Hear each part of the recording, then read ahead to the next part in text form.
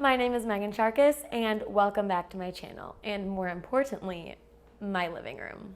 Today we are going to talk about something that we all love to hate and hate to love, and that is college decisions. So let's first dive into that second word, decisions. Decisions alone can be empowering and terrifying. So there's just a lot of emotions there. It's pretty exciting that you get to pick where in the country you're gonna go to school, what you get to study. It's kind of like a build your own life. But also many people get caught up in the fact that it is a pretty big life decision and you want to make the right decision. And while it's true that there is no right and wrong decision, I think it's really, really good to give it enough time and consideration to figure out what is the best decision for you. Because I always think that there is an advantage to deciding what you want to do and where you want to be earlier so that you spend more time in that happy zone of doing what you want to do, where you want to do it. And if you're terrified of making decisions, remember you're already an expert. According to the internet, it is estimated that the average adult makes 35,000 remotely conscious decisions each day. And Malcolm Gladwell said that it takes 10,000 hours to become an expert in something. And you've definitely spent 10,000 hours making decisions, so you're fine. Even though you are an expert at making decisions, I will give you some advice on this one based on what I've learned and what I've seen in my peers and read about in demographic studies on the internet. The first piece of advice is location matters. So when I was in high school, I thought that I was just going to go to the best college I got into. If it was an Ivy League school, I would go to the Ivy League school. I was definitely one of those students that would dig into the acceptance rate because I wanted to be in a more exclusive school, and I really dug into like how much people earned after they left the school, your basic statistical stuff. But something that I didn't really take into consideration that I'm glad I eventually did was the area that the school is in. Choosing a school is like buying a house. When you buy a house, you can, change all of the furniture inside of it, paint the walls, refinish the outside, tear down parts of it, build it up, redo the yard, but you can't change the location. You'd have to sell it and buy an entirely new property. And that is very similar to colleges. So when you attend a college, you can pick and choose what types of classes you'd like to take. You can be friends with different types of people. You can do different types of activities. If something's not offered, you can find it online, but you cannot change the location in which you live. So if you absolutely hate the winter and the cold, maybe you aren't as excited about that East Coast school that you've been dying to go to. Or if you really love big cities, maybe you don't want to go to a really great school in the middle of nowhere. So really think about this as a 100% life change, because wherever you go to school, that's where you're eating, sleeping, doing all your social activities, meeting all of your friends. So something that I've seen people who absolutely love their school really consider is what types of activities can you do in the area, what is the weather like, what are the people like. So if you're really into improv, maybe just do a quick search and see what the improv scene is like at your dream school. Or if you're really into working out at a very specific facility or doing a very specific sport, see what is offered in that area. Because while academics are very important for your career, they are not everything when it comes to your life and your career. So make sure you take the location and all of these other things into consideration when you are deciding which schools you want to be most excited about. And then bridging off of that, something to consider is the networking scene and the social scene. So some reason why people do like Ivy League schools or very specified schools is that saying sometimes it's not what you know, it's who you know, can be very real. So one of my favorite professors ever went to MIT, and some of her opportunities stem from people she met at MIT or projects she worked on at MIT. So if you are looking to go into a very specific field and you want specific connections and things in that field, make sure you consider that. And when it comes to social activities, if you're someone who really wants to do the sorority thing and you want that to be a part of your college experience, make sure you look into if that was available. I remember absolutely loving the school that I went to, but I did miss not having musicals and acting classes and drawing classes and all of the things that I really liked about high school. Another thing to consider when you're making your college decision is money. And not gonna lie, this is definitely one of the biggest factors in how I made my college decision. I wish I did take some of the more social things into account, but let's remember, everyone, we are in America. We have a college debt crisis. College is super expensive. Living with debt can be super not fun, especially if the economy ends up going south. And if you leave college with a lot of college debt, there are a few things that it is a little more difficult to do. For me, I'm an entrepreneur and I started a company during college, and I really needed cash in the bank if I wanted to take on investors. They don't really want to invest in someone that has a lot of debt because you have to pay the government back first before you would pay the investors back money that you owe them. You also can't take out a bank loan if you have a lot of debt. I went the route of not having college debt, so I didn't have any of those issues. Another thing that it's very difficult to do with college debt is buy a house or buy a car or buy anything that you can't really buy with debt. So if you are someone who really wants to settle down immediately after college, or you really like the freedom of having your own car and things like that, then maybe choose a college that is a little cheaper or where you can get a lot of scholarships. I ended up choosing a college that really focused on entrepreneurship. So I was able to get really good scholarships and win money at business competitions, which helped pay for my school and for my business. So that was definitely a huge deciding factor in my college decision personally. Here are a few bad reasons to choose a college. The first is you are following someone. Whether it is a boy or a friend or a girl, it's not the best way to choose a college because people change so much in college, and people who follow each other to the same school, sometimes it works out amazingly, but a lot of times they end up drifting apart, and one of them is super sad and realizes that they didn't go there for their own reasons and went there for another person, and that is not something that you want to give up your first year of college for. Another bad reason to choose a college is because your parents really want you to go there.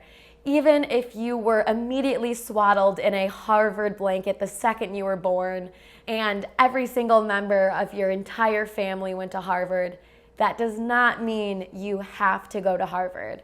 So really consider your own ambitions and think of it as that opportunity where you can pick to go wherever you want to go and study whatever you want to study and explore different options for you.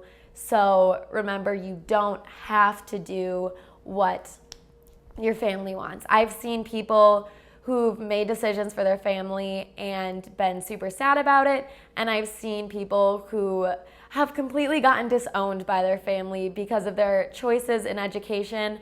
And yes, they still are sad that they got disowned by their family, but they are super happy with their life now and the friends and the career and the education that they had. So I can't say it's perfect, but I do think it's a good idea to make decisions for you. Something else to keep in mind about family is that you will probably be going home for the holidays unless for some reason you don't. So make sure you think about what type of transportation that's gonna look like, how frequently you wanna see your family, and things of that nature. So some people love spending every single weekend with their family and they really miss them, and that is a good reason to stay in the area because family is so important. Some people don't want to pay for flights and fly home very often, so if that is not your thing, then don't go to a place super far from home. For me, home is a 4.5-hour drive away, which I think is a perfectly comfortable distance. I don't feel too far away, and I don't feel like my family can call me at any point and ask me to drive children around or things like that. I do appreciate a little bit of space, so it's really up to you with that one. Some people do like being near family for when parents get older and things like that. So if that is super important to you, don't forget that it's important to you. Because I've seen people that were too close to their hometown and super sad about it. And then I've seen people who settled super far away and felt the need to fly in every time someone needed them, which can get overwhelming. So if you're one of those polar ends where you like very much want to be away or you very much want to be nearby, think about that as you make your decision. A piece of advice I have about family and distance is to take advantage of modern technology. If you really, really want to go to school in a different country or somewhere far away, FaceTime is amazing, and you can still talk to your family, which is so much better than 100 and some years ago when the only way to get across the ocean was by boat and telecommunication was just beginning to get started. So yay for technology. And then another thing is if you're a very caring person but you don't necessarily have the time to go home, think of different ways to show the people that are far away from you that you appreciate them. My favorite example of this is when I was extremely busy and a little bit far away to go to my sister's track meet, but I was able to write her a very meaningful note and send her an edible arrangements during her favorite class. And who doesn't love fruit that are arranged in an aesthetically pleasing way? That was just a very cute thing that had that impact of being supportive. And when I really thought about it, whenever I do go to track meets, sometimes I don't get the opportunity to see her because she's very focused on mentally preparing or supporting other teammates or then spending time with them after. So for us specifically, that was a very successful way to be supportive. Something else that is a really big decision that has to, I don't know why I keep clapping, listen. Something else that is a really big decision that has to do with college is choosing your major. And a common misconception / kind of over-pushed concept is that it's okay to be undecided. And yes, it is okay to be undecided, but things move a lot faster in your life if you are decided. So if you're undecided and you're kind of cruising along, taking your gen eds, and then all of a sudden you have to start specializing because you've taken all of your gen eds, you kind of have to make a quick decision, a rash decision. You might not end up liking your decision and have to transfer or switch majors, and you end up paying way more money and putting way more time in school than you had initially anticipated.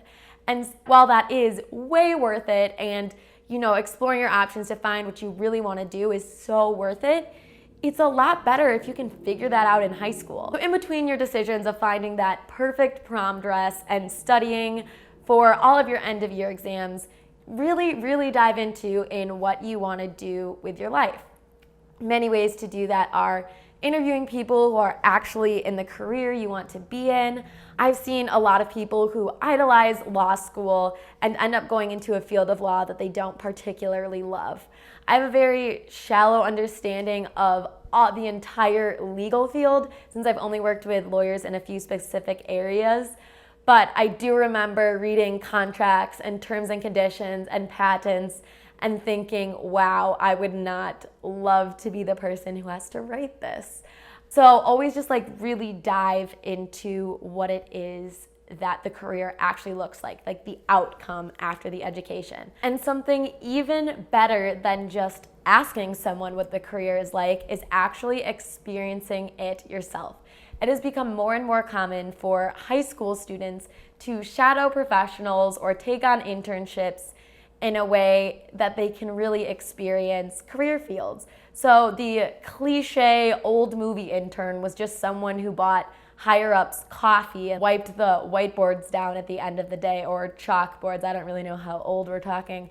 But nowadays, interns are really welcomed into the process since it is so common to learn a lot about a career while on the job.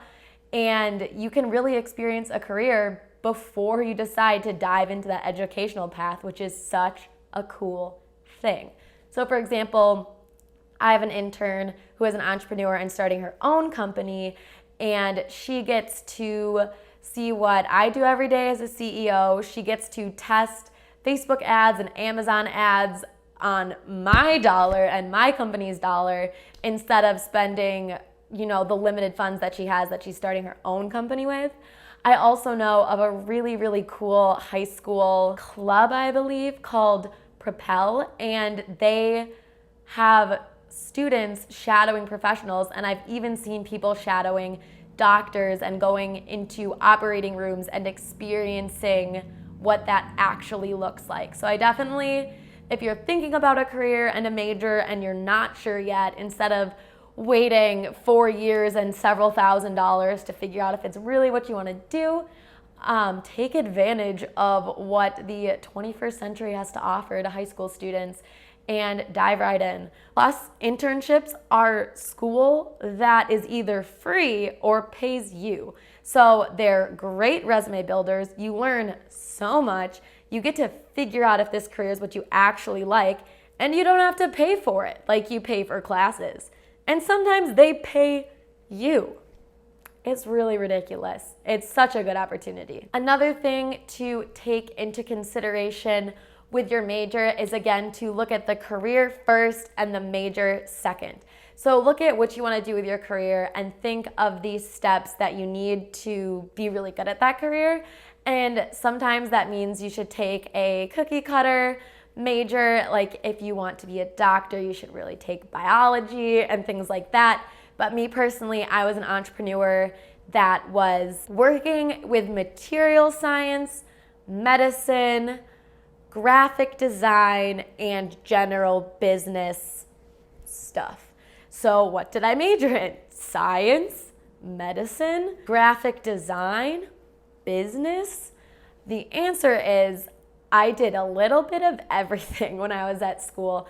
So to be really good at running my company, I took English classes and speech classes, so I was really good at presenting and writing and speaking and everything I needed to be a good CEO. And then I also took engineering, graphics and design and technology prototyping, which is not at all in the same field, but it really helped me run my business well. And then I took your cliche entrepreneurship classes, learned a lot about accounting, learned a lot about business plans. I am on a hiatus from school right now, so I learned everything I needed to be where I was, and then I left, and I will go back when I feel like that is what I need. I do think that school can be a very valuable education tool. I do think that there are a lot of different types of education tools, and I will make a whole video about that, but I am not a hater of school like many people who are not currently in school can be. So my last piece of advice is for people who are really excited about college but might want to get through it a little bit faster. Maybe you want to start a family when you're younger and have enough time to graduate school, do your own thing, and then start your family. Or maybe you're someone who just wants to get a jump start on their career and start out really young so they can progress faster in that way. So things I would look for in a school if you're trying to get through them quickly are look for schools that allow you to build your own major. Maybe there's classes that you don't really need to be an expert where you're going, and maybe there are some classes that you want to mix in there to be an expert in your own way. See if there's a way that you can build your own major to not have to take all these requirements to build the cookie cutter degree that you might not necessarily need, because maybe you have had experience with it in the past, or maybe you're trying to go into like a very specialized version of a career. For example, if you want to do sports marketing, see if you can study something in like sports and marketing, or if you want to do something, that's not a good example because that is a literal major. Like for me, I would want to do something that combines engineering and business, so I'd either find a school that has that or see if I can kind of build my own thing. The other thing that I would look for is to see if schools have ways that you can test out of a class that you might already be an expert in. I am really impressed by a lot of high school curriculums lately. When I was in high school, I took a year of marketing, a year of advanced marketing, and I believe a semester of entrepreneurship. So taking Marketing 101 in college probably wouldn't teach me a whole lot. And it's kind of crazy that some schools require you to take their marketing curriculum even if you have all this experience. I had already had an internship in marketing and done marketing for my own company as well. So if you're someone who has a lot of experience, whether that be from a crazy specific high school experience or a job, look for a school that will let you test out of that subject so that you don't waste your time sitting in a class that really isn't teaching you anything. Speaking of what's best for you, I do know that is the most terrifying part of this decision. And I hope that all this information I'm throwing at you was helpful, and there'll probably be tons of great information in the comments. If you think I'm way off, let me know. If you think I missed something, let me know. If you think you have a really good tidbit that would help people who are searching for ways to figure out their own college experience, comment it below. At the end of the day, it really is your decision. No one in the world has spent more time with you than you. If you think about it, you're always with you. You can't escape. So really dig deep, think about what makes you happy, really consider your future options, and make a decision. And once you've made that decision and you are enrolled in a college, try not to think about all of the other options that you had, because honestly, you can make almost any college the perfect college, depending on what you do every day and who you interact with and the choices you make there. So don't overthink it once you've made those decisions and let all of those crazy thoughts and what ifs spin around in your head, because that'll just make you super anxious, and no one loves that. You got this. So I hope this video was helpful. I make videos every Monday, mostly about starting a business at a young age, but I'll also be sprinkling in a bunch of other things. So if you're interested in that, you can subscribe or just tune in next week. Thank you so much for watching. Bye.